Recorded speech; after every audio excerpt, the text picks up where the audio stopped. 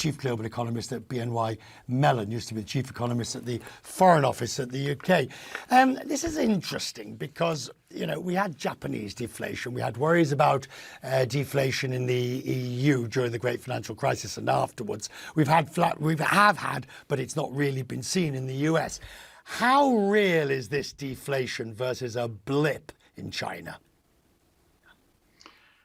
I think it is real, and I think you summed up the situation quite nicely there, Richard. I mean, we're at the very beginnings, so we can't be absolutely sure. I think most of the street, most of the market seems to think this is a relatively short blip, that things will come back next year and relatively strongly. I'm not so sure. I think you know, there are lots of structural factors that point to falling prices, lots of things that China shares in similarity with Japan: falling population, weak banks, falling inflation expectations, and unwillingness on the part of the consumer to spend.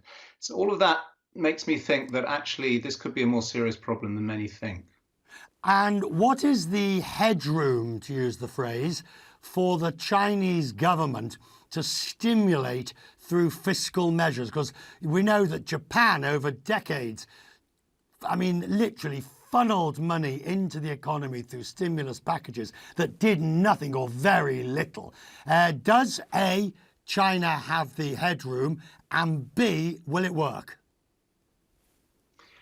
Well, look, according to the official statistics, it does have the headroom. It runs a relatively, stable and sound deficit policy, and its debt to GDP is relatively low, at least on the official numbers.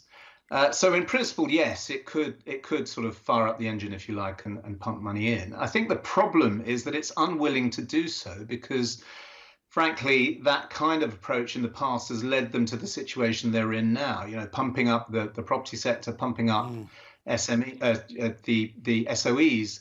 That's kind of led to a huge capital misallocation, which, frankly, the markets are trying to sort out now. So China's caught out a bit. I think they will do a fiscal stimulus at some point, but I think they'll be mindful that frankly, they need the private sector to do the heavy lifting from here. On the our lead story today, of course, is this restriction on investment by US investment funds and the like. How serious do you think that is? I mean, if the Chinese economy is already a bit in the mire, and you've got the US, whether numerically significant, at least everybody in the US worried about should I or can I or will I invest in China, does this become its own spiral? It doesn't help. I mean, I think it's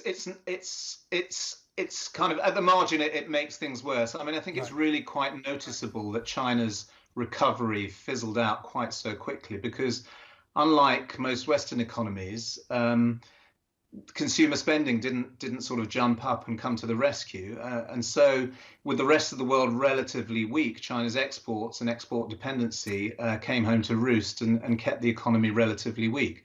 Now, against that background, if you talk about sort of de-risking even as opposed to decoupling, then it's bound to hit confidence and to some degree, you know, challenge the existing Chinese model, which is very fundamentally dependent at the end of the day on Western demand.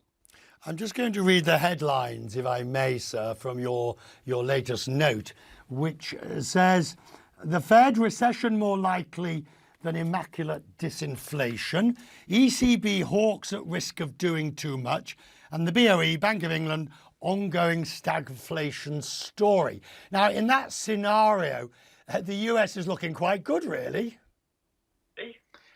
Yeah, and I think, interestingly, we're at a different stage of the cycle. For the past year and a half, it's been all about central banks having to catch up with the fact that inflation is here and here to stay, and therefore raising rates really quite aggressively across the board, whether that's the Bank of England, the Fed, or the ECB.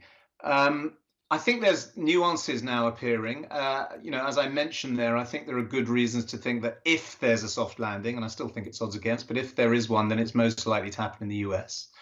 Whereas the region in danger of doing too much is probably the Eurozone. I think probably rates are where they need to be already, but they're talking about raising them from here. And the Bank of England is struggling with its sort of communication failures in the past, and as a result has embedded, if you like, high inflation expectations, which it's going to have to tackle, which means the Bank of England is probably most likely to raise from here. Good Lord. We've had 14 so far, and there's more to come. Glad to see you. Well, I mean, not always glad to see you and to hear your views. Thank you, sir. Very grateful. Thank you.